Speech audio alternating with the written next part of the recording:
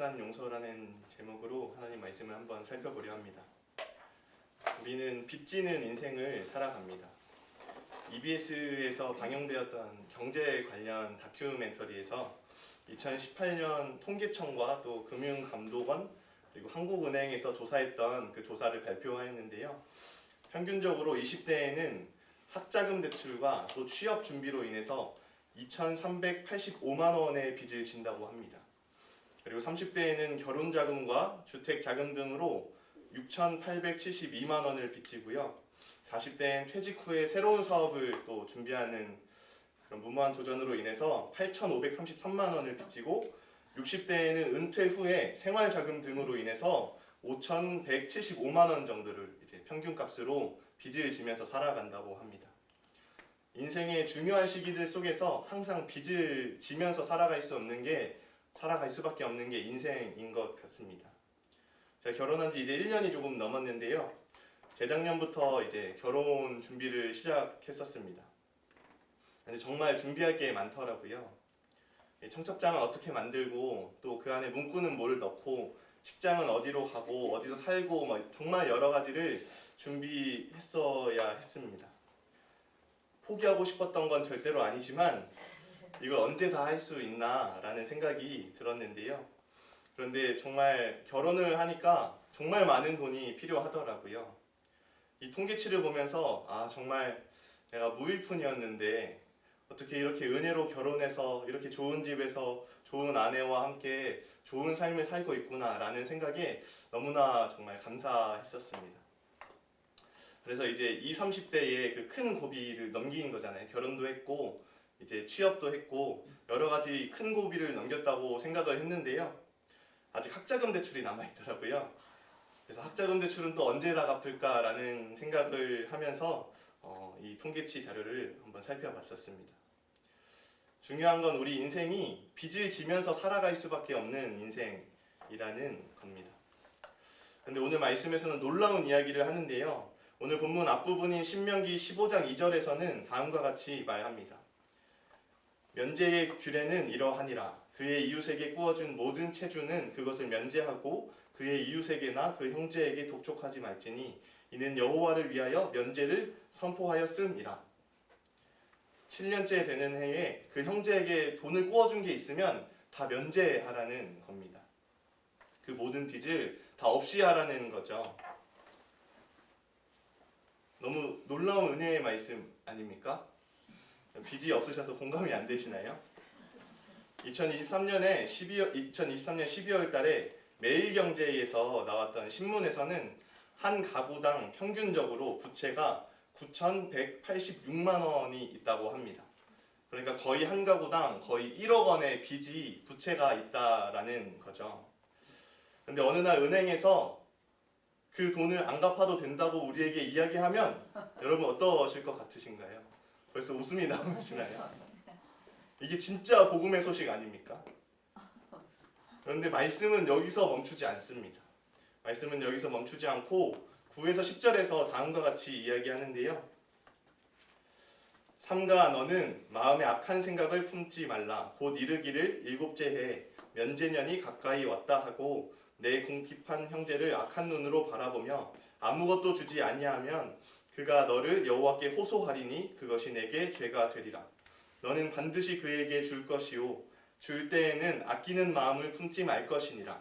이로 말미암아 내 하나님 여호와께서 내가 하는 모든 일과 내 손이 닿는 모든 일에 내게 복을 주시리라. 아멘. 쉽게 말하면 가난한 형제에게 돈을 주라는 겁니다. 그런데 7년째가 되는 해가 가까이 왔을 때는 그 돈을 빌려주는 것도 이제 다 면제된다라는 거죠.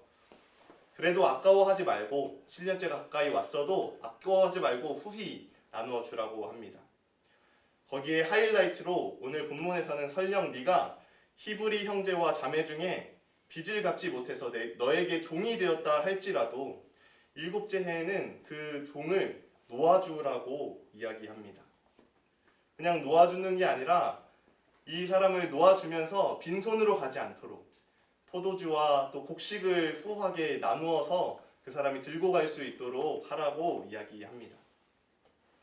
너무나 놀라운 복음의 말씀이죠. 그런데 저는 말씀을 묵상하면서 이 빚을 탕감받은 종의 입장에서 보기보다 빚을 탕감해주고 종을 풀어주는 이 주인의 입장에서 생각해보게 되었습니다. 이 말씀은 종이었던 자에게는 너무나 은혜롭고 너무나 큰 복음의 소식이었을 겁니다. 그런데 그 주인이었던 자에게는 어떻게 들려왔을까요? 실제로 많은 이스라엘 백성들은 이 말씀을 거의 대부분 지키지 못했다고 합니다. 종에서 자유인으로 풀어주기는커녕 빚을 면제해주지도 않았다는 겁니다. 저는 이 말씀을 묵상하면서 특별히 종이 아니라 이 종을 놓아주어야 하는 이 주인의 입장에서 계속해서 묵상을 하면서 한 가지 단어가 마음에 떠올랐는데요. 바로 용서라는 단어입니다. 그리고 성경을 보는데요. 마태복음 18장에는 이런 내용이 나옵니다. 베드로가 예수님께 찾아와서 묻습니다. 주님, 형제가 죄를 지으면 몇 번이나 용서해줘야 합니까? 라고 묻자 7번까지도 용서해주면 되겠습니까? 라고 묻자 예수님이 이렇게 말씀하시죠. 7번뿐만이 아니라 7번을 70번까지도 해라. 그러면서 우리가 잘 아는 만달란트 빚진 자의 이야기를 합니다. 왕에게 만달란트를 빚진 자가 있었습니다. 그래서 왕 앞에 그를 데려왔는데 그가 갚을 수 없다는 것을 알자 왕이 그를 불쌍히 여기고 그를 풀어주었습니다. 그 빚을 모두 탕감해 준 것입니다. 그런데 그 종은 나가서 자기에게 100데나리온 빚진 동료를 만나서 그 목을 잡고 빚을 갚으라 하고 그를 감옥에 가두어 버립니다. 당시 1달란트를 오늘날의 1년의 연봉으로 보는 견해도 있고 20년치의 임금으로 보는 경우도 있는데요. 어쨌든 1년 정도로 봤을 때에도 이 만달란트의 가치는 오늘날 5조가 넘는 돈이라고 합니다. 다들 5조 정도는 있다는 표정으로 보시는 것 같은데요. 그런데 이건 1년치로 계산했을 때 얘기고요. 20년치로 하면 훨씬 더 큰 돈이 되는 것이죠. 그리고 1데나리온은 노동자의 평균 하루치 품삯 정도였는데요. 요즘 인력수에서 얼마 정도 일당을 받는가 보니까 15만 원 정도 요즘 받더라고요. 100데나리온은 오늘날로 하면 1,500만 원 정도인 것입니다. 그러니까 지금 최소한 5조 원의 빚을 지금 탕감받은 사람이 1,500만 원을 갚지 않는 자기 동료에게 가서 멱살을 붙잡고 돈 내놓으라고 하고 있는 겁니다. 이 소식을 들은 왕은 그를 다시 잡아 이렇게 말합니다. 내가 너를 불쌍히 여김과 같이 너도 내 동료들을 불쌍히 여김이 마땅하지 아니하냐 하고, 그리고 이 비유를 하신 예수님은 이렇게 말씀하십니다. 너희가 각각 마음으로부터 형제를 용서하지 아니하면 나의 하늘 아버지께서도 너희에게 이와 같이 하시리라. 이 말씀을 통해서 팀 켈러 목사님은 용서를 배우다라는 책에서 빚의 탕감이 곧 용서의 핵심이라고 말씀하시는데요. 이 왕이 빚을 탕감해 주었다는 것은 그로 인한 손실을 그대로 자신이 부담했다라는 의미를 가진다라고 말합니다. 그리고 책에서 이렇게 이야기하는데요. 누군가의 빚을 탕감해 주려면 그 빚을 자신이 부담해야 한다. 당신이 그를 용서하더라도 그 잘못의 대가는 공중으로 증발하지 않는다.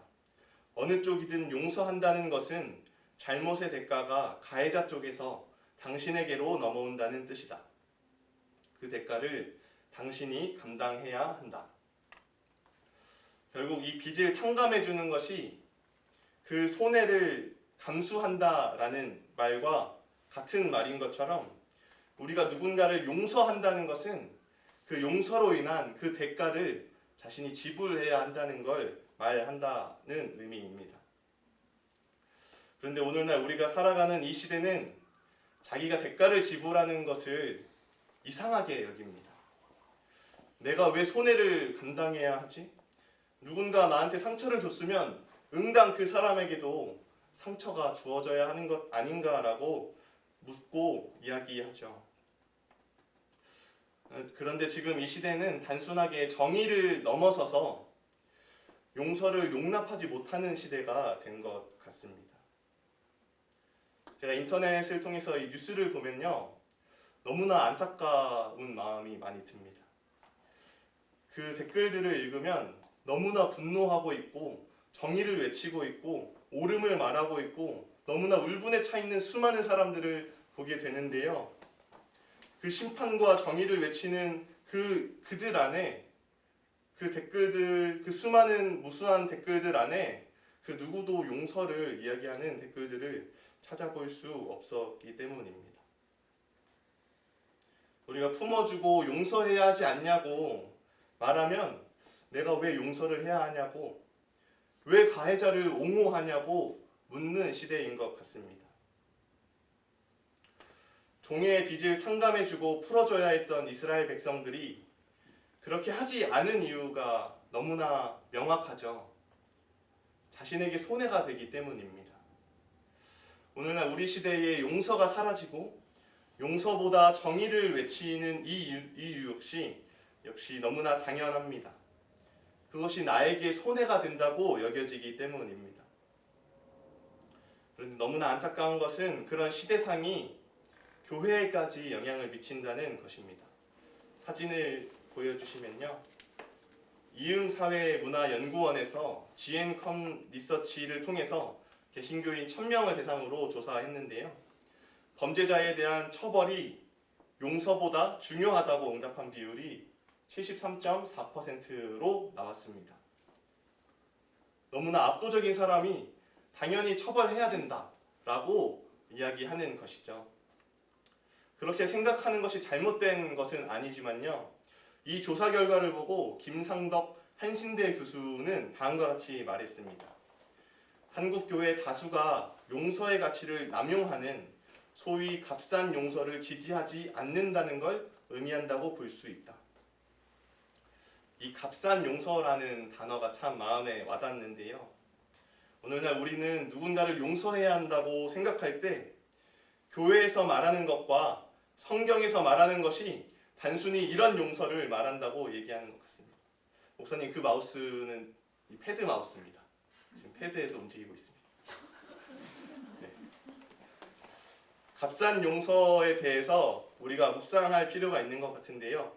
오늘날 너무나 많은 교회와 또 많은 성도님들이 이렇게 이야기하는 것 같아요. 그냥 용서해. 네가 크리스천이면 당연히 용서해야 되는 거 아니야? 악을 악으로 갚고 욕을 욕으로 갚는 게 어떻게 크리스천이겠어? 용서하는 게 맞다라는 걸 너도 알고 있잖아. 당연히 용서할 거지? 라고 우리에게 묻는 것 같습니다.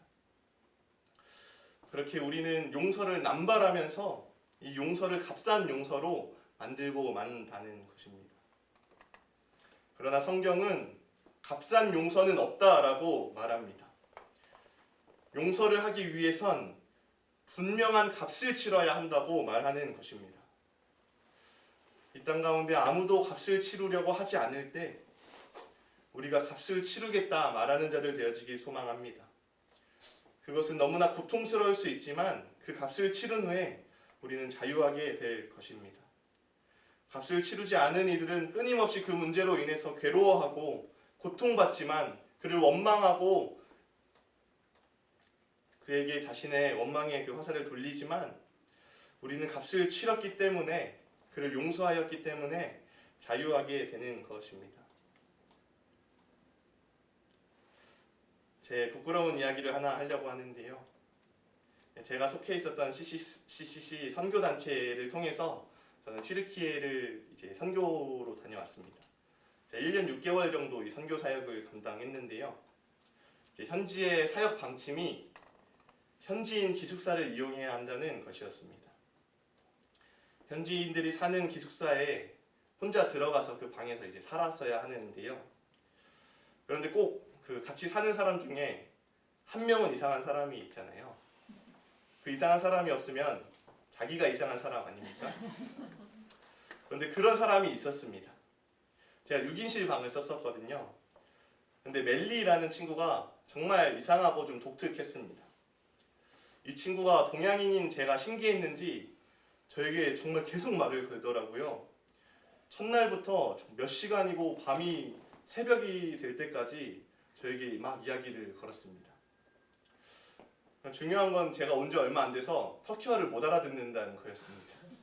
무슨 말인지 하나도 모르겠는데 그래도 제가 선교를 왔으니까 그래 하면서 영어로 간단하게 이렇게 대화를 나눴었는데요. 그런데 점점 이제 같이 보내는 시간이 길어질수록 이 친구가 참 독특하고 특이한 친구다라는 게 좀 느껴졌습니다. 이 방 안에 있던 다른 친구들이 다 그를 이제 피하고 그와 아무 대화도 나누지 않게 되었습니다.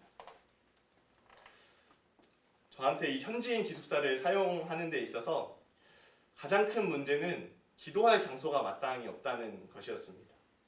이 튀르키예는 무슬림들을 위해서 기본적으로 이 건물마다 기도실이 배치되어 있거든요. 그래서 제가 어느 날 한 터키 친구한테, 같은 기숙사 친구한테 나도 기도할 곳이 없는데 내가 거기 가서 좀 기도해도 되냐고 물어봤습니다. 물론 농담이었는데요. 제가 크리스천이라는 걸 알고 있었던 그 친구가 그러더라고요. 해도 되는데 아마 살해당하지 않을까? 소름 끼치는 농담을 웃으면서 이렇게 말하더라고요. 그래서 저는 그냥 제 침대에 올라가서 이렇게 기도했었습니다. 다른 무슬림 친구들이 이제 6명이 쓰는 방이니까 좀 들으라고 일부러 자기 전에 소리 내어서 이렇게 기도를 하였는데요. 그래서 방 안에 있는 모두가 제가 크리스천이라는 걸 알고 있었습니다. 그런데 어느 한날은 정말 너무나 피곤하였습니다. 하루 일과가 너무 고단해서 빨리 기도하고 자려고 누웠는데 그 이상했던 랠리라는 친구가 누워있던 저에게 와서 쿡쿡 찌르는 겁니다. 제가 기도하고 자는 걸 본 것이죠. 그리고 그 친구가 저한테 이렇게 말하는 겁니다. 예수는 십자가에서 죽지 않았어. 이렇게 제 눈을 똑바로 쳐다보면서 너무나 진지하고 너무나 중요한 걸 말해주는 것처럼 저한테 그렇게 이야기하더라고요. 그때 제 반응이 어땠을 것 같으신가요? 여러분이라면 어떻게 반응하셨을 것 같으십니까? 저는 일단 가서 자라고 했습니다. 그리고 누워있는데요. 너무나 피곤해서 잠이 막 쏟아져 왔는데 이 잠이 확 달아나더라고요. 그리고 너무나 부끄럽지만 그때 제 마음을 가득 채웠던 것은 분노였습니다. 아마 평상시 그 친구 태도나 행동 때문이었을 수 있는데요. 여러 가지로 복잡했지만 가장 크게 들었던 제 마음은 분노였어요. 그리고 다시 엎드려서 기도하기 시작했습니다. 이렇게 기도했습니다. 하나님, 저렇게 악하고 저렇게 무지하고 저렇게 당신을 욕보이는 저들을 당신이 십자가에서 죽지 않았다고 말하면서 그 십자가 죽음을 욕보이는 저들을 어떻게 제가 사랑하고 저들에게 복음을 전할 수 있겠습니까? 저렇게 대놓고 당신을 욕하고 대놓고 당신을 부인하고 대놓고 당신을 욕보이는 저들을 제가 어떻게 사랑할 수 있겠습니까? 이들이 예수님을 부인할 뿐만 아니라 그 십자가 죽음을 욕보인다라는 생각에 부끄럽지만 너무 분노했었습니다. 그런데 그렇게 한참 기도하고 있는 그때에 주님이 이런 마음을 주시더라고요. 그래서 너를 보냈다. 저들이 나를 조롱해서 저들이 십자가를 욕보여서 저들이 나를 믿지 않고 저들이 나를 부인해서 너를 보냈다. 그 마음을 주시는데 제가 너무 부끄럽더라고요. 내가 선교하러 왔는데 저 예수가 없다고 말하고 예수가 십자가에서 죽지 않았다 말하는 저들을 보면서 긍휼히 여기지 못할 망정 내가 분노했다라는 게 너무나 부끄러웠습니다. 그런데 그때 제 마음에 아이들을 사랑하는 마음이 내게 없다라는 것을 깨닫게 되었습니다. 분명 선교를 위해서 복음을 위해서 왔는데 언어가 다르고 문화가 다르고 생김새가 다르다는 이유로 제가 저들을 사랑하고 있지 않다라는 것을 하나님이 알게 하셨습니다. 우리는 누군가로부터 상처를 입으면 이렇게 생각하는 것 같아요. 저 사람이 이상하다. 저 사람이 잘못했다. 라고 일반적으로 생각하는 것 같습니다. 저도 그렇게 생각했었고, 그리고 그렇게 생각하는 제 마음속에 주님은 사랑 없음을 알게 하셨습니다. 결국 우리가 용서하지 못하는 이유는 그들을 사랑하지 못해서일 것입니다. 그런데 나를 아프게 하고 나에게 고통을 주고 너무나 흉악한 범죄를 저지른 그들을 우리가 사랑해야 한다라고 말한다면 그것은 너무나 어쩌면 무리한 요구를 하는 것일 수 있을 것입니다.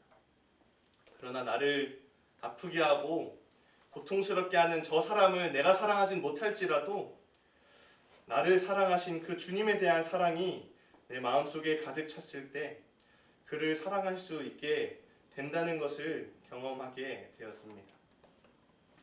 오늘 본문을 보면 너무나 이해가 되지 않는 장면이 이어서 나오는데요. 16절에서 이렇게 나와 있습니다. 종이 만일 너와 내 집을 사랑함으로 너와 동거하기를 좋게 여겨 내게 향하여 내가 주인을 떠나지 아니하겠노라 하거든. 이 종이 이제 종에서 벗어날 수 있게 되었는데 자기가 계속 종으로서 살겠다라고 말하는 사람이 있다는 겁니다. 누가 그럴 수 있었을까요? 그 사람에 대해서 이렇게 이야기합니다.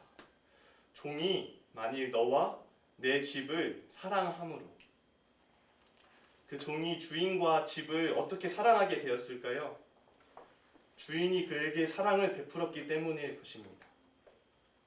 내가 종으로 있었지만 나를 사랑해 주었던 주인의 사랑으로 인하여서 내가 종일지라도 당신과 함께라면 종으로서라도 살고 싶다고 이야기하는 것이죠.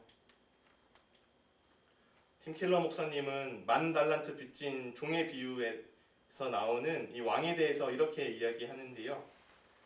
예수님은 일부러 빚의 액수를 상상을 초월하는 어마어마한 규모로 정하셨다. 왕일지라도 국고의 희생 없이는 탕감할 수 없을 정도의 빚이라는 것을 아셨기 때문이다. 하나님의 용서에 따르는 대가는 그분께도 값비싼 것이다. 용서에는 값이 따릅니다. 왕은 그 종의 빚을 탕감해주기 위해서 국고의 모든 것을 쏟아내어서 그 값을 치르는 것입니다. 우리를 용서하기 위해서 주님은 그렇게 그 비싼 값을 우리에게 치르셨습니다. 우리를 용서하고자 하신 그 주님이 치르신 그 값을 우리가 가벼이 여기지 않게 되기를 소망합니다. 결국 우리는 그 값을 바라볼 때에 자신이 누구인 줄 알게 되는 것 같습니다. 내가 다른 이들을 놓아주고 내가 다른 이들을 용서해주는 주인인 줄 알았는데 그 사랑을 알게 되었을 때 내가 용서받아야 할 종이었음을 알게 되는 것이죠. 우리가 이렇게 고백하기 원합니다. 나를 용서하기 위해 값을 치르신 주님, 당신을 사랑합니다. 내가 주인이 되기를 원하기보다 당신의 종이 되어짐을 더 기뻐하기 원합니다.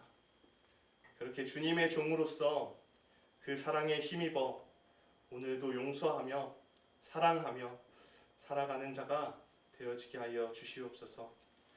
그러한 고백으로 나아갈 수 있는 저와 여러분 되시길 주님의 이름으로 간절히 축복합니다. 함께 찬양하며 나아가시겠습니다.